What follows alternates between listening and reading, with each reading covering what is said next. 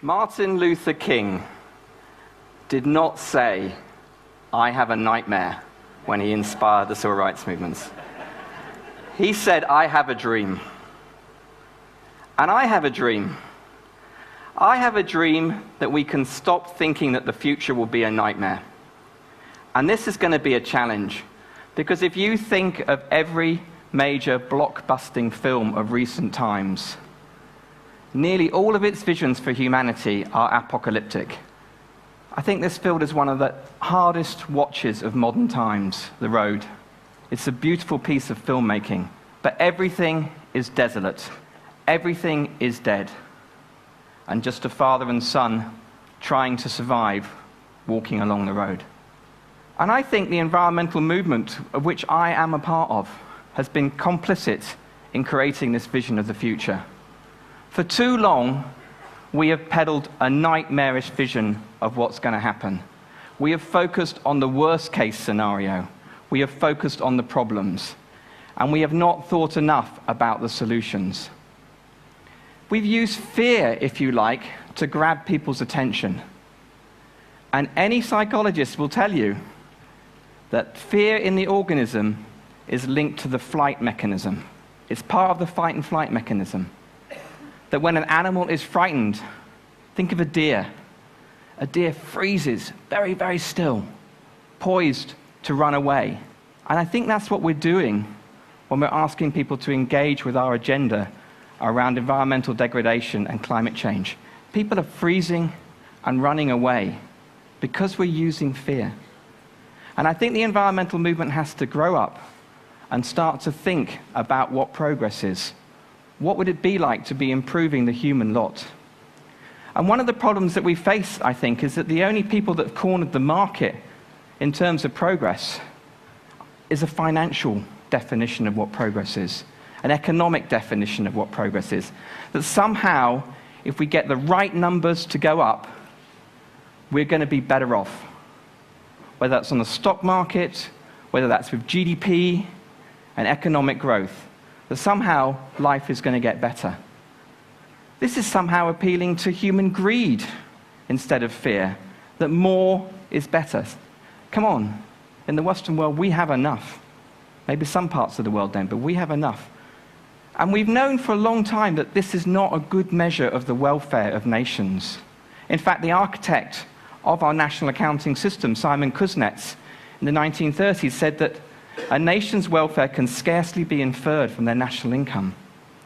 But we've created a national accounting system which is firmly based on production and producing stuff.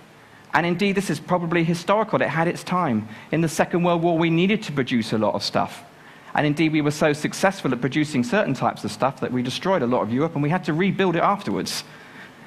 And so our national accounting system became fixated on what we can produce. But as early as 1968, this visionary man, Robert Kennedy, at the start of his ill-fated presidential campaign, gave the most eloquent deconstruction of gross national product that ever has been.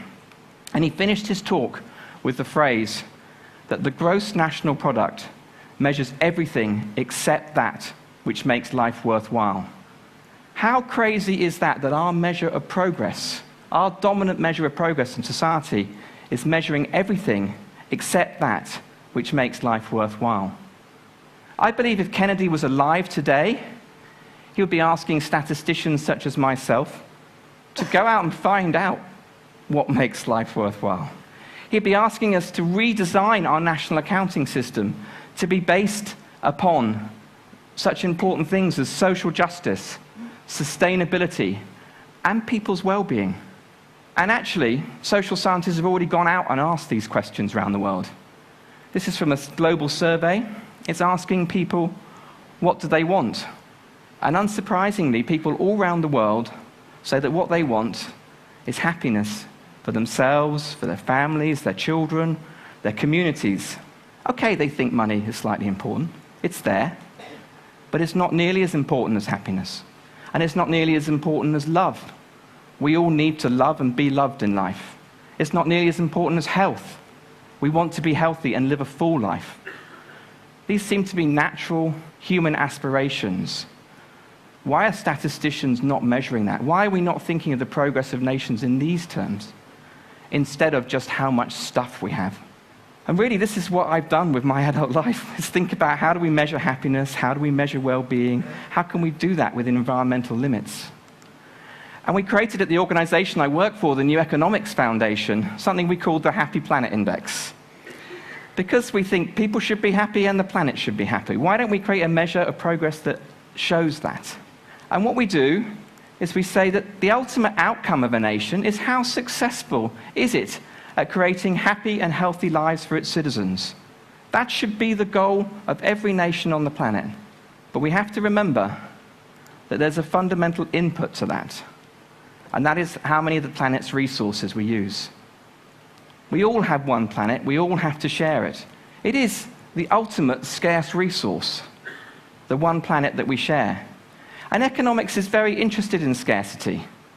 When it has a scarce resource that it wants to turn into a desirable outcome, it thinks in terms of efficiency. It thinks in terms of how much bang do we get for our buck.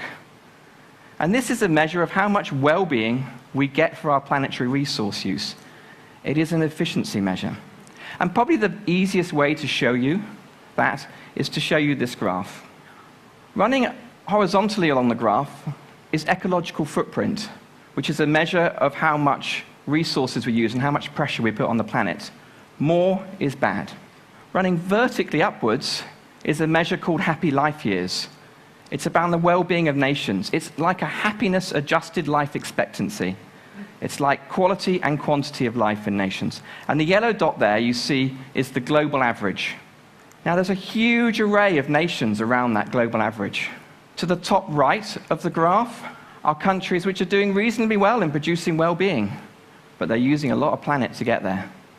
They are the USA, other Western countries going across in those triangles, and a few Gulf states in there, actually.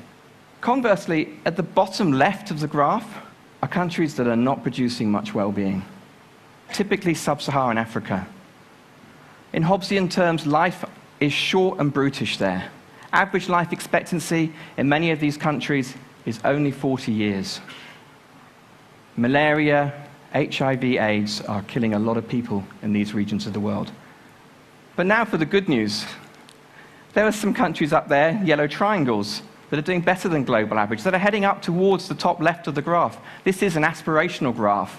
We want to be top left, where good lives don't cost the earth. They're Latin American. The country on its own, up at the top, is a place I haven't been to. Maybe some of you have. Costa Rica.